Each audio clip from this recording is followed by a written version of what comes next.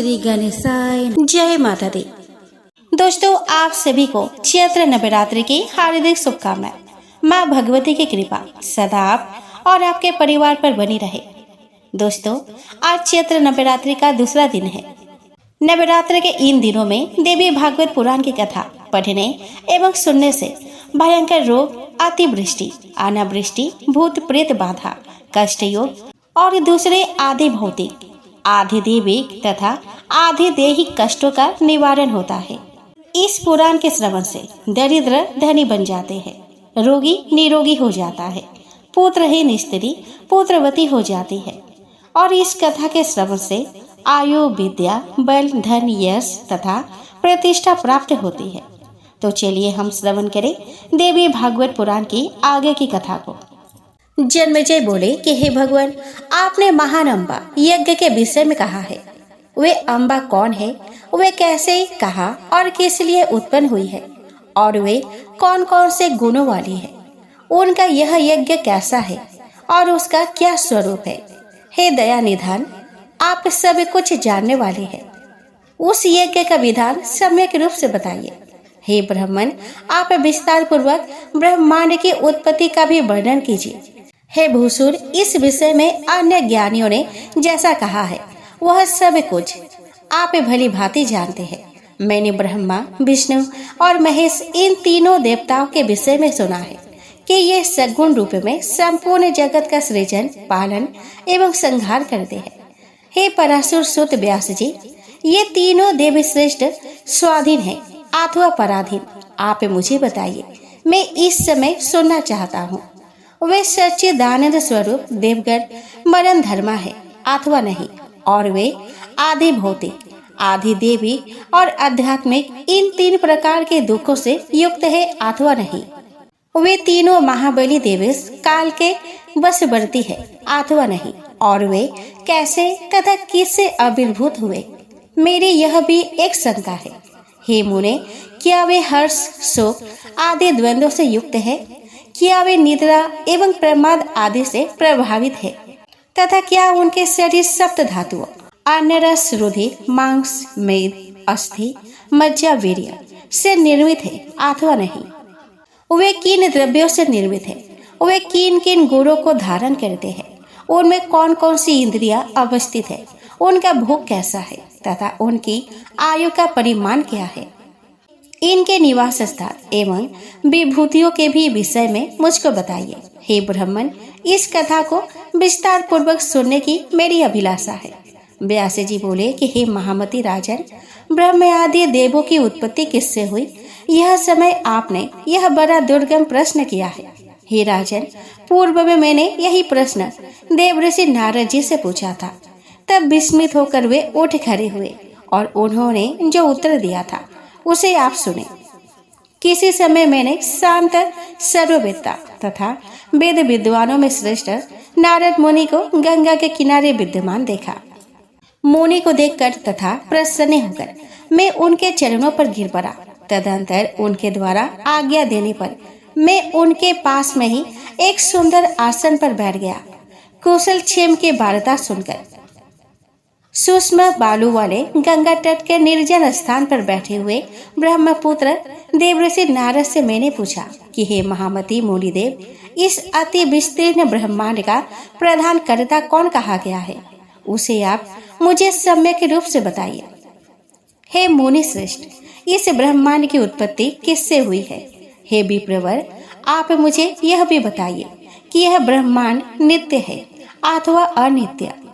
यह ब्रह्मांड किसी एक के द्वारा विरचित है अथवा अनेक कर्ताओं द्वारा मिलकर इसका निर्माण किया गया है। किसी कर्ता के बिना कार्य की सत्ता संभव नहीं है। इस विषय में मुझे अत्यंत संदेह हो रहा है। इस प्रकार इस विस्तृत ब्रह्मांड के विषय में विविध कल्पना करते हुए तथा संदेह सागर में डूबते हुए मुझे दुखी का आप उद्धार कीजिए। कुछ लोग सदाशिव, महादेव, प्रलय तथा उत्पत्ति से रहित, आत्मराम, देवेश, त्रिगुणात्मक, निर्मल, हर, संसार से उद्धार करने वाला, नित्य तथा सृष्टि पालन संहार करने वाले भगवान शंकर को ही मूल कारण मानकर उन्हें ही इस ब्रह्मांड का रचयिता कहते हैं। दूसरे लोग श्री हरि विष्णु को सबका प्रभु, ईश्वर, परमात्मा, अव्यक्त, सर्वशक्ति संपन्न, भोग तथा मोक्ष प्रदाता, शांत, सबका आदि, सर्वतोमुख, व्यापक, समग्र संसार को शरण देने वाला तथा आदि अंत से रहित जानकर उन्हीं का स्तवन करते हैं। अन्य लोग ब्रह्मा जी को सृष्टि का कारण, सर्वज्ञ, सभी प्राणियों का प्रवर्तक, चार मुखों वाला, सूर्यपति, विष्णु के नाभि कमल से प्रादुर्भूत, सर्वव्यापी, सभी लोकों की रचना करने वाला तथा सत्य लोक में निवास करने वाला बताते हैं। कुछ वेदवेत्ता विद्वान सर्वस्व भगवान सूर्य को ब्रह्मांड कर्ता मानते हैं और सावधान होकर साय प्रातः उन्हीं की स्तुति करते हैं तथा उन्हीं का यशोगान करते हैं। यज्ञ में निष्ठा भाव रखने वाले लोग धन प्रदाता, सतक्रतु, सहस्राक्ष, देव आदिदेव, सबके स्वामी, बलशाली, यज्ञाधीश, सूर्यपति, त्रिलोकेश, यज्ञों का भोग करने वाले, सोमपान करने वाले तथा सोमपाई लोगों के प्रिय सचिपति इंद्र को यज्ञों में उन्हीं का यजन करते हैं। कुछ लोग वरुण, सोम, अग्नि, पवन, यमराज, धनपति, कुबेर की तथा कुछ लोग हेरम्ब, गजमुख, सर्व कार्य साधक, स्मरण मात्र से सिद्धि प्रदान करने वाले, काम स्वरूप कामनाओं को प्रदान करने वाले, स्वच्छ विचरण करने वाले परम देव गणाधीश गणेश की स्तुति करते हैं। कुछ आचार्य भवानी को ही सब कुछ देने वाली आदि माया महाशक्ति, पुरुष अनुगामिनी, परा प्रकृति कहते हैं। वे उनको ब्रह्म स्वरूपा, सृजन पालन संहार करने वाली, सभी प्राणियों एवं देवताओं की जननी, आदि अंत रहित, पूर्णा, सभी जीवों में व्याप्त, सभी लोकों की स्वामिनी, निर्गुणा, सगुणा तथा कल्याण स्वरूपा मानते हैं। फल की आकांक्षा रखने वाली उन भवानी का वैष्णवी, सांकरी, ब्राह्मी, बासवी, वारुणी, वाराही, नरसिंही, महालक्ष्मी, विचित्र रूपा, वेद माता, एकेश्वरी, विद्या स्वरूपा, संसार रूपी वृक्ष की स्थिरता की कारण रूपा, सभी कष्टों का नाश करने वाली तथा स्मरण करते ही सभी मनोकामना को पूर्ण करने वाली, मुक्ति चाहने वालों के लिए मोक्षदायिनी, फल की अभिलाषा रखने वालों के लिए काम प्रदायिनी, त्रिगुणातीत स्वरूपा, गुणों का विस्तार करने वाली, निर्गुणा सगुणा रूप में ध्यान करते हैं। कुछ मनुष्य निरंजन, निराकार, निर्लिप्त, गुण रहित, रूप रहित तथा सर्वव्यापक ब्रह्म को ही जगत का कर्ता बतलाते हैं। वेदों तथा उपनिषदों में कहीं कहीं उसे अनंत सिर, नेत्र, हाथ, कान, मुख और चरण से युक्त तेजोमय विराट पुरुष कहा गया है। कुछ मनीषीगण आकाश को विष्णु के परम पाद के रूप में मानते हैं और उन्हें विराट, निरंजन तथा शांत स्वरूप कहते हैं। कुछ तत्वज्ञानी पुराणवेत्ता पुरुषोत्तम को सृष्टि का निर्माता कहते हैं। कुछ लोग कहते हैं कि इस अनंत ब्रह्मांड की रचना में केवल एक ईश्वर कदापि समर्थ नहीं हो सकता। कुछ लोग कहते हैं कि यह जगत अचिंत्य है, अतः यह ईश्वर रहित कदापि नहीं हो सकता। उनके मत में संपूर्ण ब्रह्मांड ईश्वर रहित है। यह जगत सदा से ही ईश्वरीय सत्ता से रहित रहा है और यह स्वभाव से उत्पन्न होता है तथा सदा से ऐसा ही है। यह पुरुष तो कर्तव्य भाव से रहित कहा गया है और यह प्रकृति ही सर्व संचालिका है। कपिल और सांख्य शास्त्र के आचार्य ऐसा ही कहते हैं। हे मुनिनाथ, मेरे मन में ये तथा अन्य प्रकार के और भी संध्या पुंज उत्पन्न होते रहते हैं। नाना प्रकार की कल्पनाओं से उद्विग्न मन वाला मैं क्या करूं? धर्म तथा अधर्म के विषय में मेरा मन स्थिर नहीं हो पाता है। क्या धर्म है और क्या अधर्म, इसका कोई स्पष्ट लक्षण प्राप्त नहीं होता। लोग कहते हैं कि देवता सत्य गुण से उत्पन्न हुए हैं और वे सत्य धर्म में स्थित रहते हैं। फिर भी वे देवगण पापाचारी दानवों द्वारा प्रताड़ित किए जाते हैं, तो फिर धर्म की व्यवस्था कहाँ रह गई? धर्मनिष्ठ और सदाचारी मेरे वंशज पांडव भी नाना प्रकार के कष्ट सहने को विवश हुए। ऐसी स्थिति में धर्म की क्या मर्यादा रह गई? अतः हे तात, इस संशय में पड़ा हुआ मेरा मन अतीव चंचल रहता है। हे महामुने, आप सर्वसमर्थ हैं, अतः मेरे हृदय को संशय मुक्त कीजिए। हे मुने, संसार सागर के मोह से दूषित जल में गिरे हुए तथा बार बार डूबते उतराते मुझ अज्ञानी की अपने ज्ञान रूपी जहाज से रक्षा कीजिए।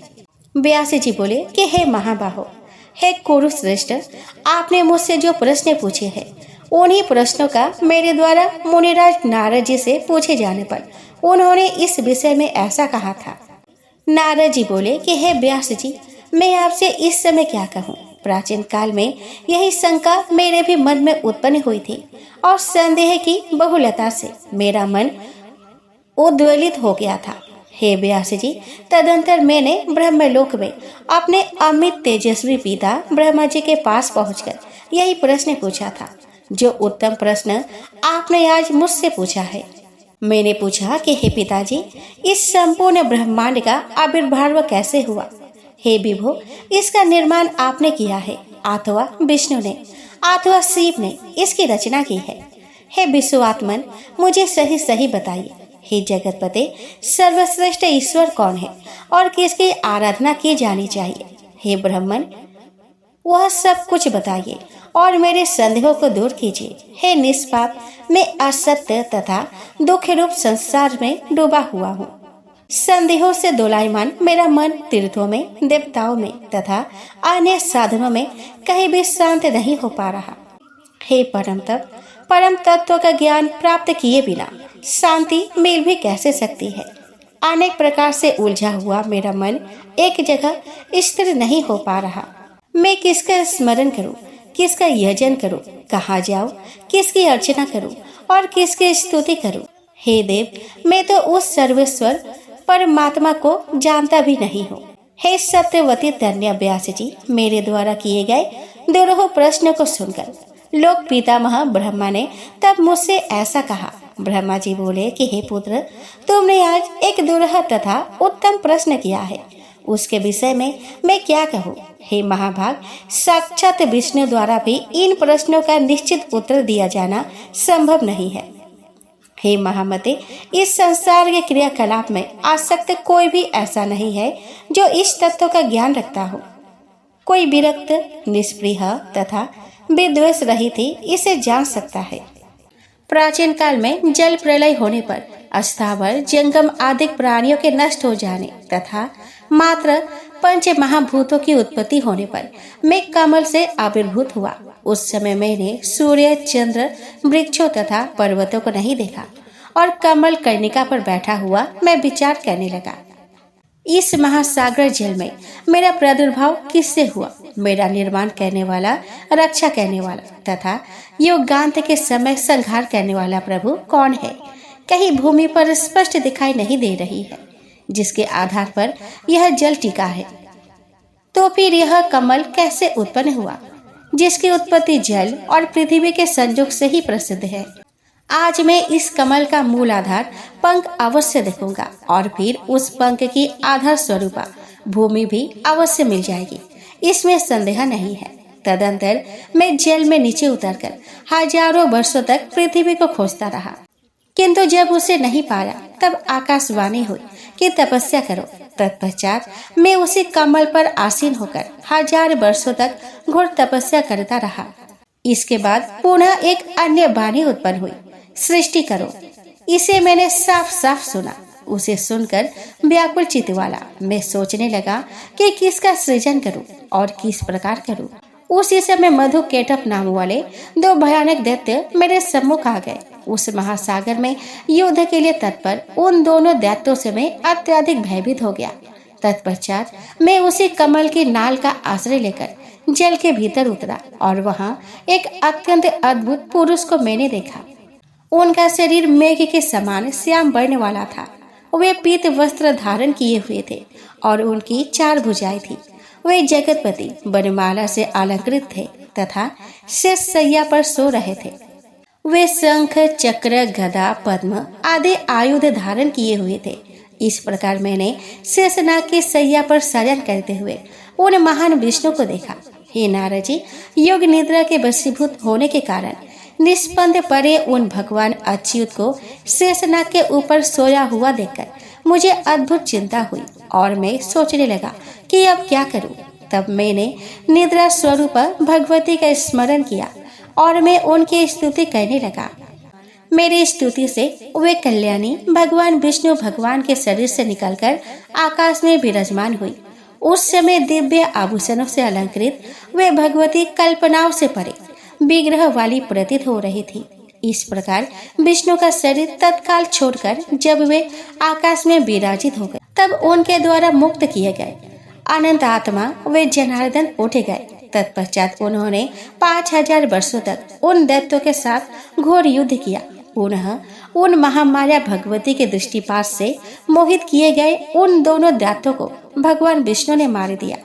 अपनी जांघों को विस्तृत करके भगवान विष्णु ने उसी पर उन दोनों का वध किया। उसी समय जहाँ हम दोनों थे वहीं पर शंकर जी भी आ गए। तब हम तीनों ने गगन मंडल में विराजमान उन मनोहर देवी को देखा। हम लोगों के द्वारा उन परम शक्ति की स्तुति किए जाने पर अपने पवित्र कृपा दृष्टि से हम लोगों को प्रसन्न करके उन्होंने वहां स्थित हम लोगों से कहा। देवी बोली कि हे ब्रह्मा विष्णु महेश, अब आप लोग सृष्टि पालन और संहार के अपने अपने कार्य प्रमाद रहित होकर कीजिए। अब आप लोग अपना अपना निवास बनाकर निर्भीकता पूर्वक रहिए, क्योंकि उन दोनों महादैत्यों का संहार हो गया है। अतः आप लोग अपने विभूतियों से अंडज, पिंडज, उद्भिज और स्वदेव चारों प्रकार की सभी प्रजाओं का सृजन कीजिए। ब्रह्मा जी बोले कि उन भगवती का यह मनोहर सुखकर और मधुर वचन सुनकर हम लोगों ने उनसे कहा कि हे माता, हम लोग शक्तिहीन हैं, अतः इन प्रजाओं का सृजन कैसे करें। अभी विस्तृत पृथ्वी ही नहीं है और सभी ओर जल ही जल फैला हुआ है। सृष्टि कार्य के लिए आवश्यक पंच तत्व, गुण, तन्मात्राएं और इंद्रिया यह कुछ भी नहीं है। हम लोगों के यह वचन सुनकर भगवती का मुखमंडल मुस्कान से भर उठा। उसी समय वहां आकाश से एक रमणीक विमान आ पहुंचा। तत्पश्चात उन भगवती ने कहा कि हे देवताओं, आप लोग निर्भीक होकर इस विमान में इच्छा अनुसार बैठ जाए। हे ब्रह्मा, विष्णु और शिव, मैं आप लोगों को आज इस विमान में एक अद्भुत दृश्य दिखलाऊंगी। उनका यह वचन सुनकर हम तीनों उनकी बात स्वीकार करके रत्नजड़ित मोतियों के झालरों से शोभायमान घंटियों की ध्वनि से गूंजे तथा देव्य भवन के तुल्य उस रमणीक विमान पर संशय रहित भाव से चढ़कर बैठ गए। तभी भगवती ने हम जितेंद्रिय देवताओं को बैठा हुआ देखकर उस विमान को अपनी शक्ति से आकाश मंडल में उड़ाया